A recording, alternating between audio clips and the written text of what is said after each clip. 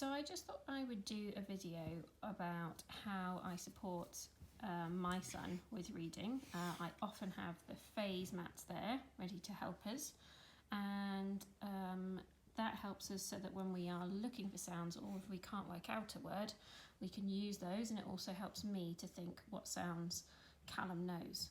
So if we look at this word, can we have a go at this one, Callum? So you can see what he's done there is he has done the individual sounds. So I'd say, yes, Callum, we've got a w.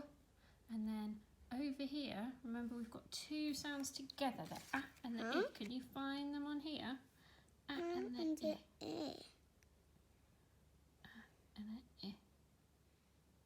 Fair. Yeah, good boy. And what's that sound there? When an a and an I join together, what sound do they make? So that's its way. Yeah, so maybe that's it's an A. Good boy. So it's an A sound. So let's go back to that again. Let's have a go. Wait. Well done. And when we draw that in school, mummies and daddies, what we would do is we would draw the w. That's one sound. And then we have the a and the I, which is one sound. And so when it's two letters, which we call a digraph, we draw them together and we draw a line underneath them. And t. W-8. W-8. W-8. What word can you hear, Callum? W-8. W-8. What word do we think that is? W-8.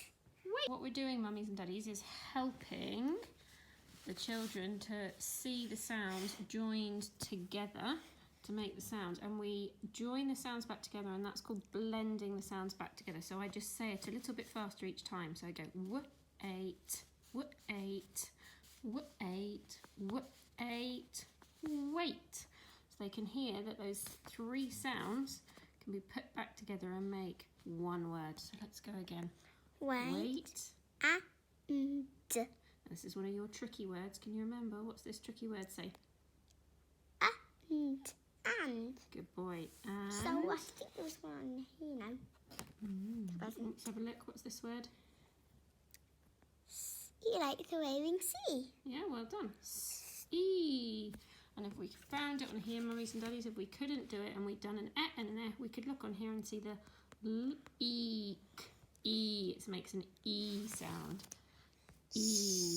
Wait and see. Wait and see. Good job, Callum. Well done. And if we were going to draw that word again, mummies and daddies, we would draw that by writing a S, E, S, E, S, E, S, E, C.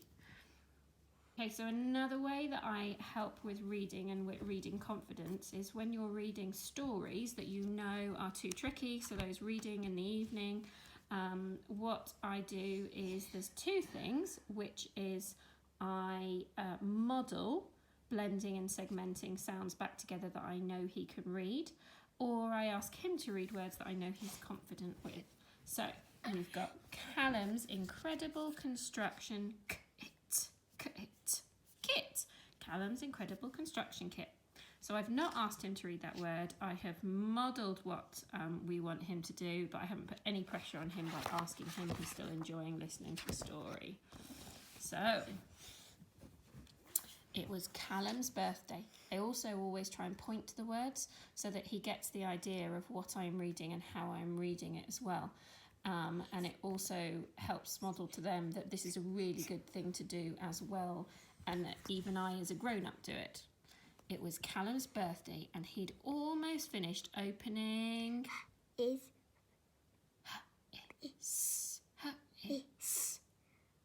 what's the word?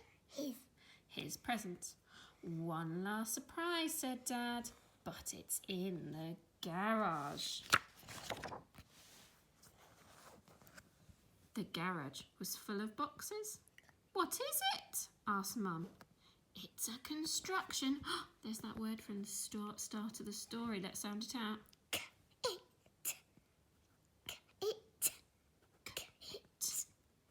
So it All together. says kit. Kit. It's a construction sewing kit, grasped Callum. It's an old one, said Dad. They don't make them like this anymore. Callum played with the kit every day. Oh, this is one of our tricky words, Callum, so we can't sound it out. But you should know this from our tricky words. E. He, yeah, because although mummies and daddies, this sounds like it should be a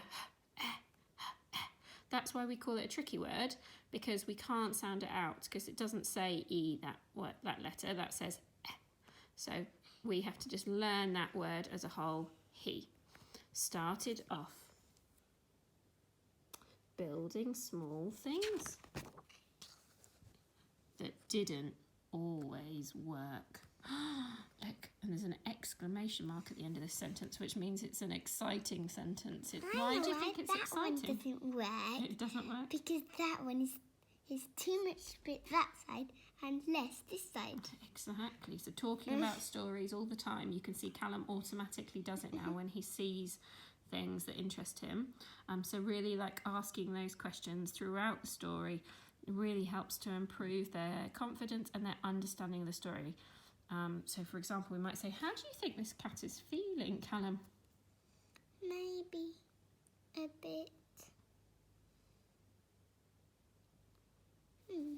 I'm not sure either. How are you feeling now? A little bit unsure? Unsure. Yeah, a little bit confused. I think he looks confused. And his little brother is sad because it doesn't work. Yeah, so grown-ups, children will often choose the words happy and sad and angry. They tend to be the three emotions that they talk about. So describing other emotions to them. So Callum couldn't think of the word, so I helped him find that word, confused, and we've talked about it. But he went on to build bigger and bigger. Whoa. Oh my goodness, Karen. Look at this page. Yeah, there's all the little gnomes. I wonder how many there are. Can we count them? 1, 2, 3, 4, 5, 6, 7. I think you've missed one. There. It's having a little swim down here. Look. Oh, yes, 8. Yeah. Oh, and what do you think that little boy is saying there? This one here. I want to go on it too. Yeah. How do you think he's working it? I'm not sure. It's a very good question. So you can see building up that conversation while reading a story is so important. And bigger. Bigger. B-I-G-G. Yep, so this is another words. B-I-G-G. So together. And so on. I hope that helps mummies and daddies.